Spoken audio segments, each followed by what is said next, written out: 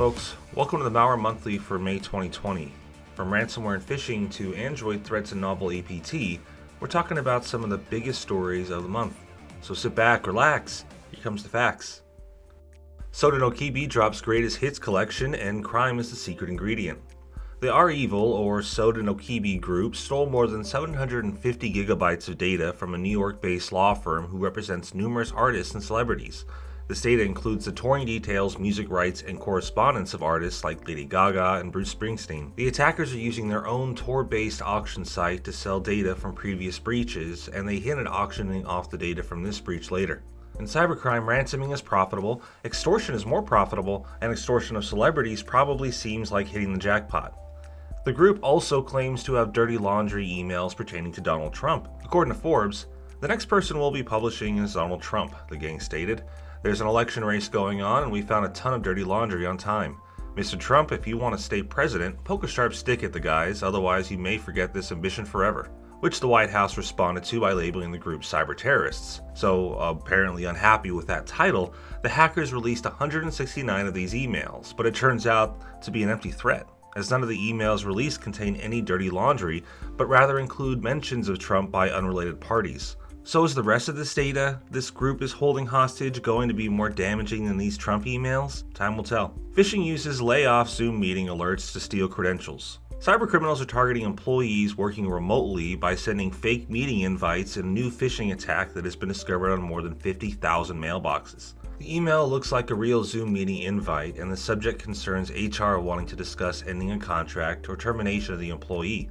The user notices the subject and panic clicks on the link in the email.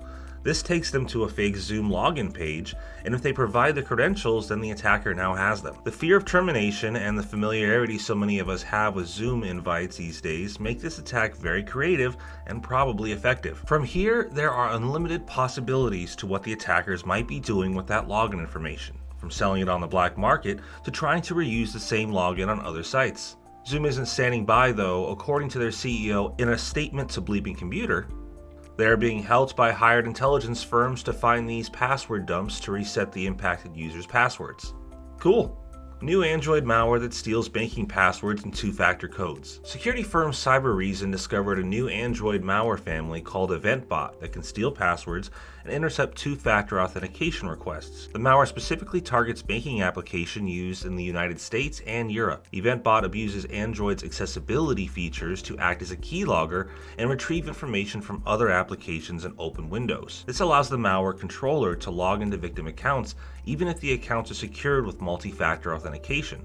Cybercriminals have been investing heavily in this malware family as CyberReason reports numerous updates to the malware over the last 6 months. So we want to make sure that folks know the importance not just of using multi-factor authentication, but also to protect the devices they use to accomplish it.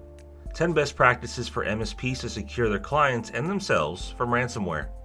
MSPs, or managed security providers, offer remote business services to small businesses who can't afford an IT or security team of their own to protect their networks. Due to their direct connection with multiple small business clients, MSPs are a preferred target for cybercriminals looking to infect lots of systems without much effort. However, in 2019, over 20 Texas local government offices were hit with ransomware that infected their networks through a shared MSP. To fight against this, we've compiled a guide of 10 best practices for securing an MSP, which span from simple efforts like patching to more advanced ones like continuous network monitoring. Lock and Code. We've got 2 Lock and Code episodes for you this month. First, David talks to lead malware intelligence analyst Chris Boyd about facial recognition technology and whether improving it would actually be good for society. Next, malware intelligence researcher Peter Arntz discusses web browser privacy and ways to fight back against intrusive tracking scripts. Can you help explain briefly what browser privacy means? Browser privacy is one of the most neglected sorts of privacy because we are in the habit of giving companies our information without thinking twice, and that's something that we want to make people more aware of, because you can limit the amount of information that you give out, or you can limit the usefulness of the information that you give out. And both are part of decent browser privacy strategy. New Ramsey Malware can steal sensitive documents from air-gapped networks. The capability to jump from 2 systems on different unconnected networks has been theorized for decades. Sometimes it's using CPU noises to send data to another system's speakers. Others, it's about electronic signals being captured between two wires that are too close together. The ability to breach air-gapped networks is valuable to almost every criminal and government in the world. The most secure data is stored on air-gapped networks, and these systems are hard to both infect and steal from, since the systems on the network aren't actually connected to anything but each other. Cybercriminals behind a new malware family called Ramsey, according to security firm ESET, infects systems and steals sensitive documents from air-gapped networks. Ramsey collects and compresses Word documents it finds on the infected system and hides these within the code of other Word documents. It also identifies executable files found on removable and network drives, then converts them into a delivery vehicle for the malware.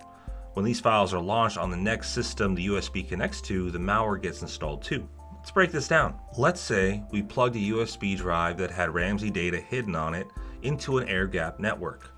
Once one of the executable files on the USB is launched, it will also install the Ramsey malware in the background. The malware scans the system and any removable media or network drives for Word documents, copying everything it finds into a collection directory. The collected documents are then encrypted and compressed into what ESET calls a container artifact. This artifact is appended to other Word documents found on the system to hide it from the human eye. To spread, Ramsey searches for executable files on removable drives and modifies them. These files launch the malware when executed by a human on whatever system it happens to be on. While ESET has yet to determine the exact exfiltration operations used by Ramsey, it's likely that files which have been modified by the malware to store compressed stolen files will also be stored covertly on documents found on removable drives and collected at a later date.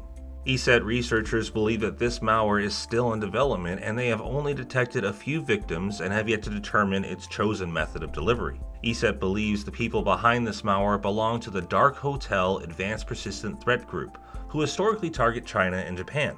Coronavirus campaigns lead to a surge in malware threats, labs report finds. Our latest report, Cybercrime Tactics and Techniques, Attack on Home Base, focuses on recent increased malware threats which have all one big thing in common: using coronavirus as a lure. The report looks at more than attack volume. It also captures the actual models that threat actors use to try and trick unsuspecting victims, from an email purporting to come from UNICEF to another claiming to contain information about proper face mask usage. It's all here in our latest report. For links to all these stories and more, you could also check down in the description. Thanks for watching. Stay safe. I'll see you next time.